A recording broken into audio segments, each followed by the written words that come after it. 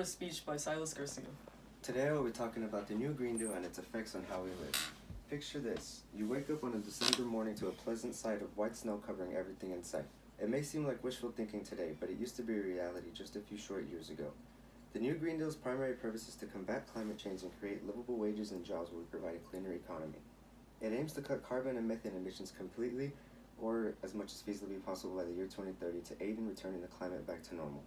The new Green Deal is a plan of action against climate change sponsored by Representative Alexandria Ocasio-Cortez. In this speech, I will be discussing the pros and cons of the new Green Deal and how it affects our daily lives. For my first main point, I'll be doing pros. One good thing that comes out of the new Green Deal would be that it would slow down climate change immensely, but not completely eliminate it. The issue of climate change has continued to grow worse and worse every year. Here are just some of the ways the new Green Deal aims to fight climate change while making it safe for our economy and workforce in the process. Combating climate change is the main focus of the deal. In order for climate to return to normal, then carbon and methane emissions must completely disappear. While the deal does target some industries, it does not completely abolish them, quite simply because it can't. We will still have beef and dairy from cows, it would just have to be attained a much cleaner way. Keep in mind that we have an estimated 12 years to cut carbon and methane as much as we possibly can before there is any permanent damage done to the planet and its ecosystems. Through this ban on emissions, the quality of air would increase and minimize the damage it could do to ecosystems.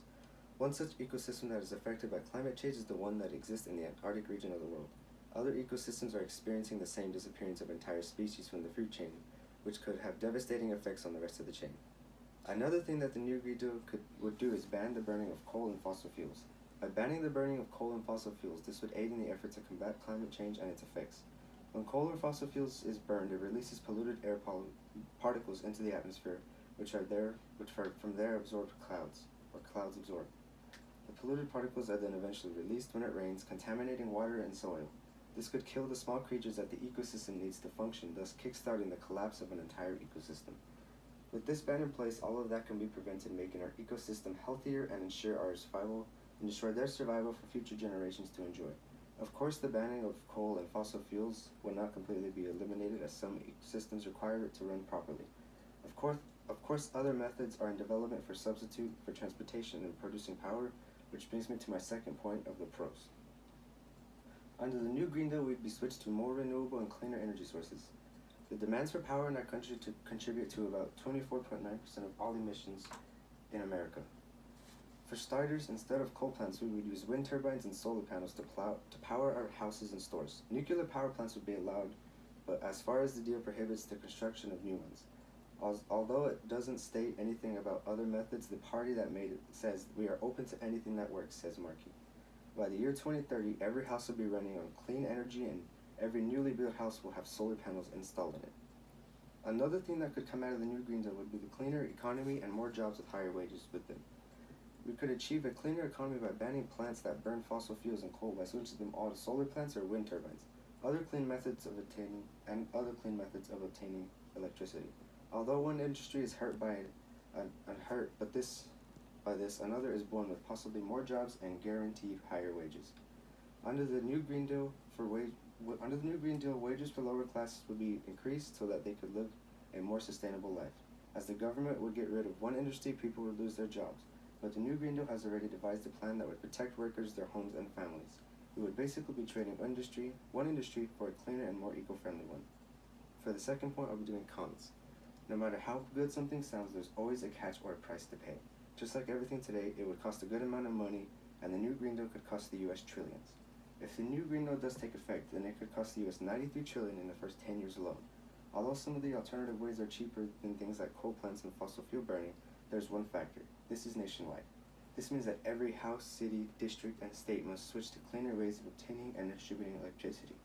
Not to mention the amount of money it would take to shield workers who lost their job to the deal from losing their homes. This deal could cost the U.S. trillions of dollars it doesn't have. Even now, the U.S. struggles to pay its debts. This in turn can negatively affect our economy, which brings me to my next point. One way the new Green Deal could negatively affect the economy is the disappearance of entire industry and the creations of new ones. This deal could test how much our economy can bend before it breaks while we completely change what our country runs on. The task of destruction is infinitely easier than the task of creation. By Anonymous. This quote means what it says. It's easier to destroy something than create it. Sure, the deal has some safety rules, but you can't prepare for the nature of human error, that everything is going according to plan. Another bad thing that comes out of the new Green Deal is the limited transportation that comes with it. The new Green Deal calls for zero emissions, so that means not even our personal vehicles will be spared. Cars and anything that runs on fossil fuels would be banned with the possibility of being bought back by the government. The only thing that would be allowed are electric cars, and most working class people can't afford them. Another thing about electric cars is their batteries are made of rare earth metals that can be very quickly depleted while the demand for electric cars grows. This is what makes electric cars so expensive. The batteries, which are made of lithium ion, a very reactive element. The price of making electric cars would be too expensive for some manufacturers, and some would be forced out of business. It just won't be transportation on land that is affected, but on the sea and in the air as well.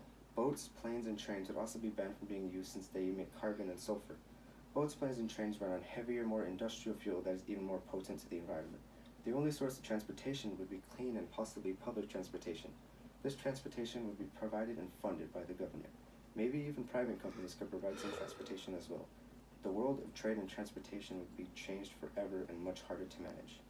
In conclusion, the new Green Deal has its fair share of good and bad things, but unless we were to make an alternative effort to keep our planet healthy, then this deal can be the only way to make it possible. Sure, we could do nothing and keep our economy safe, but at the expense of our planet. If we refuse to do anything now, we won't have a planet to live on in the next 100 years or so.